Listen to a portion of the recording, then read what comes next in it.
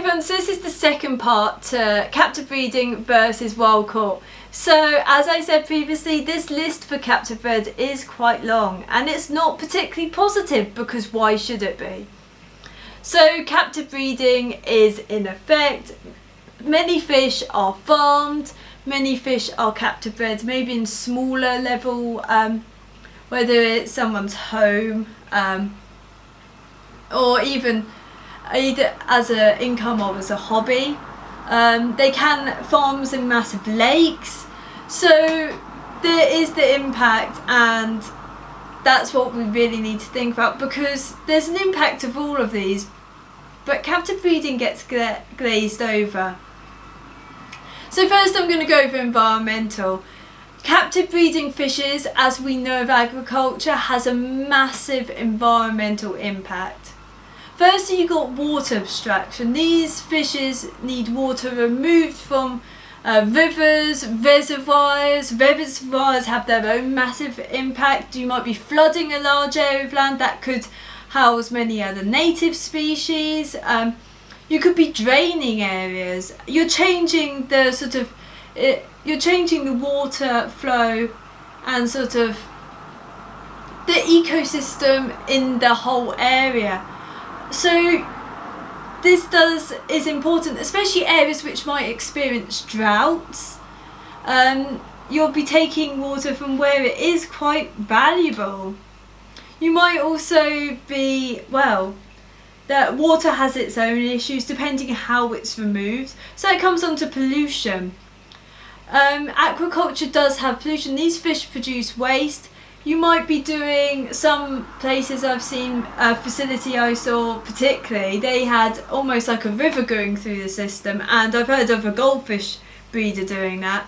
So you have a constant flow from one river, the river in, then out. I don't know how they dealt with pollution, but these fish are going to be producing waste. You also have any treatments you're using, that is a pollution. They might be using hormones, that's pollution. All of these will impact wild populations of not just fishes, but also the invertebrates, the mammals, the birds, potentially the people. So it's not clean. It does need to have a sewage, it potentially might need like sewage treatment, which is adding really to water waste. So it's all the impacts we have as an aquarium in an aquarium on a larger scale in a farm. Electricity, you'll need likely pumps. It depends, every farm, every breeding facility is different, but you'll need pumps. You'll need lighting, you might need heating. That's generally, fish tend to be bred more, depends on the area. Some are bred in colder countries and they need heating, that's expensive. That requires petroleum or natural gas. You have to mine that, you have to you have to mine it really, and that releases a lot of fossil fuels. So, and then we have the electricity maybe of well, it's just the raising of them.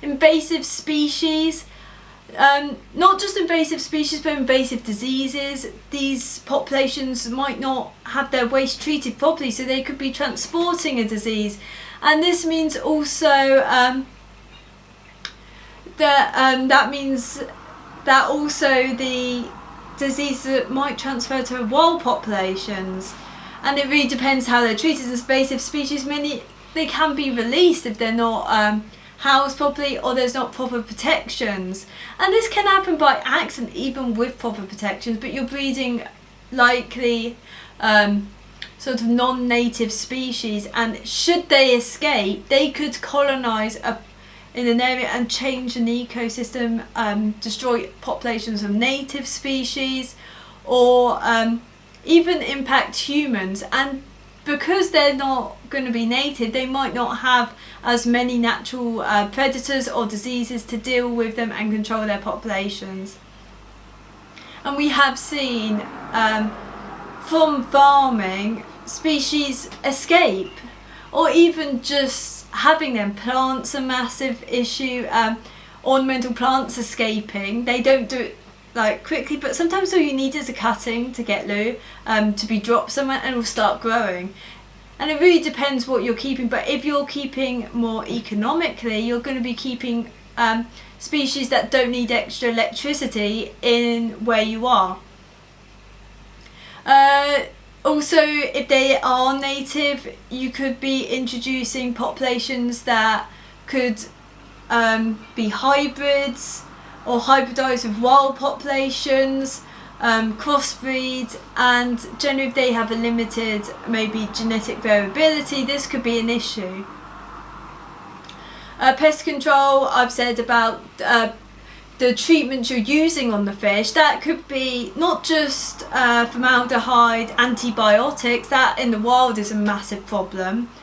Linking even antibiotics to antibiotic resistance, but also salt. You could be increasing even the slight bit of salinity of the air through the waste.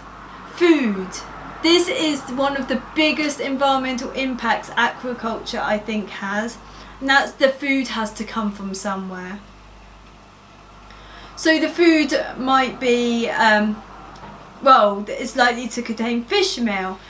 That has to come in on the, that comes in via the fishing industry, and these fish are caught indiscriminately, most likely, in massive nets in the ocean, massive like sea line, I'm not sure, I would say it's mostly like sea line netting, krill. If you look up the environmental impact of both of those, you've also got massive farming of cereal crops, and this could be like alfalfa, which is just massive monocultures causing massive habitat destruction. So as fish keepers, we really need to think about where we're getting our food from, and if it doesn't even match the wild fish's diet, could this have an impact on the fish's health long term? Because most of these studies or farms are going to think about the short term, they want efficiency. So yeah, next one, captive breeding. That is conservate. So next one is conservation. Captive breeding does increase the number of individuals within one species, good or bad. It does reduce pressure on wild populations of that species, but doesn't mean it doesn't put pressure or like environmentally impacts other freshwater fishes. So it's like invasive species, obviously can increase the chance of invasive species, reduce genetic diversity. So obviously in captivity, I'll put this in health. So in health, generally, you're going to have a reduced genetic diversity, and I mentioned this in the wild caught one video, but you're going to have a reduced genetic diversity when you captive breed. You're never going to have the diversity of individuals that are in the wild. Of course, there's going to be a level of selective breeding, and that's going to really intensify this, particularly in some groups. And even then, it's what survives. They're not going to be as maybe even adaptable to disease. They are in a monoculture, so that increases the exposure to disease, because often they're farmed together in higher densities even. So, and you might not have interactions with other species that help manage disease. The reduced genetic diversity is generally going to be more of an issue anyway, where there might be a limited initial wild sort of input generation, wild generation, and then therefore less F1s maybe. So the initial population might be small, especially for some species, and if they're of higher value, maybe they're not going to be wanting to outcross with other species, which could actually provide. Sometimes hybridisation does create a benefit when you're dealing with conservation. It's been done with the Sabowski's horse, but that was of course with another subspecies. But if you get my point, there is a reduced genetic diversity. This does reduce maybe their adaptability to disease, adaptability to change, They are still going to be farmed likely in soft water, which is weird. A lot of people say, oh, they're going to be farmed in water like ours, but I would say the water they're farmed in Southeast Asia is nothing like ours at all. So it makes absolutely no difference. So you want almost them to be acclimatized anyway. Obviously, selective breeding, I mentioned this in the wild caught video. There's always going to be an unconscious or even conscious bias with selective breeding. You might think, oh, this one feeds better, I'll breed it for another one that feeds better. And sort of, if you watch my wild caught video, I go into it a bit more. But this is going to create you're almost domesticating selectively breeding, no different from goldfish or anything. And this will maybe decrease the gene pool further anyway, but also change how morphologically different they are from the wild populations. And look at wild discus compared to any captive bred. You've got hybridisation and crossing populations, and how do you know yours is not a cross or a hybrid? If you're not careful, it can be really difficult. They might show one trait, look like one parent more than the other, and therefore you've got a big problem there. And then you might be thinking, oh, I want to use these for conservation. How do you know? Because if you're gonna, there's not many releasing of endangered fishes back. But say that happened and yours had a hybrid, they're not even going to be adapted to the wild environment as much. They're not adapted to diseases as much. There's likely to be issues in a whole load of different aspects, and we really when we think about captive breeding, we also need to think about looking into conservation and zoos, and because they've thought of it. The lack of enrichment, I would say, is a massive one for a lot of fish that are farmed. Fish aren't thick, and there's so many intelligent species, and the impact of an environment that lacks enrichment might be deeper than we think. The final bit under health I put as diet and water parameters. This can influence development, could also create influences through epigenetics. So how do we know that this diet isn't going to create issues with the offspring later on? And that's going to be intensified through generations. And how do we know that it's not going to be good for the long-term health of that fish that you've bought that's captive bred? And I'm not trying to entirely bash captive breeding, but there's more to a situation than it's good, and there's no argument against it. The final thing I put is just economics. It gives careers for people. It gives jobs in all parts of it. Not just the breeding itself or the farming, but also maybe even the research aspect of captive breeding. It does give an inside knowledge of how species might be to breed, and we do know that some species are impossible almost to breed in captivity. So if you want it, you really have to go wild caught. I have seen some real health concerns with captive bred. I've seen fishes that do not look normal, in the fact that they morphologically look nothing like the wild fish should do.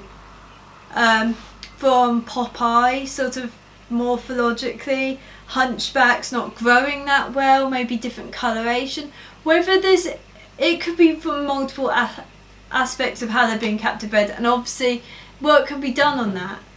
But we really need to think through captive breeding, and there's so many solutions. So for genetic diversity and also adaptability and avoiding selective breeding, the first one I would say is, are we selecting for adaptability to captivity? And if then that makes that population not entirely viable for or not entirely viable if you wanted to ever release them, which that's never been done really, but it doesn't make, they're not the same as the wild fish. And maybe matching their wild environment better would help with that aspect. Selective breeding, just letting it, although the influences of who will spawn with who in captivity is very different. You're going to get less choice with well, the female or male might have less choice of who to mate with. Therefore you get a lot more hybridisation, whereas in the wild you're going to get a lot less of that. And enrichment, that's pretty easy, just thinking out of the box about what you can provide for your fishes. Diet, that is a big one that needs to be worked on, because very few are doing it right. I would say almost no one is doing it perfect or even close to perfect. Monoculture, I don't think that's ever been looked at in ornamental aquaculture. I know people have looked at the benefit of having multiple different fishes in the same environment in marine for food, so having wrasses, I think wrasses with salmon to eat off the parasites, but there's other sort of benefits potentially there with disease. Not having animals so close together is a big one, and pollution, dealing with pollution, that is probably going to be the difficult one, because you really need to handle whether it's through sewage. The thing is it's always going to have waste of water, and I think rather than thinking captive breeding is better because they're not coming from the wild, and wild obviously has a really high environmental impact, which I would say is no different, because especially if you're getting your fish captive bred, what I did say in the wild video is that, it's probably a good disclaimer, that a lot of fishes, at least in the UK, if they're captive bred, they're not going to be coming from the UK. They're going to be bred in Southeast Asia, Israel, even potentially South America. So there's going to be that transportation impact. They're all going to be transported from far away, unless you're getting koi and stuff like that, bred in the UK, carp and goldfish, which are not that common. So you're always going to have that transportation. They're all being transported by plane from long distances, potentially, well, plane, I would imagine taking them over on the ship. So really consider that. In some countries it is more viable to captive breed in your own country. Obviously in the USA, people do, and it's more viable, economically and environmentally viable. In the UK people do, but it's to a much lower scale, and it is expensive. It is environmentally expensive. There is a benefit, we do understand more about the breeding of a species, but by captive breeding, captive breds are not useful as much, I'd say, to science, unless you're looking at domestication, selective breeding, and also potentially genetics. But the genetics aspect, sort of hereditary. If you're looking at how hereditary something is, you could do that not too bad, but most of that, the rest is going to be done sort of in the scientific environment. Anyway, thank you for watching, and goodbye.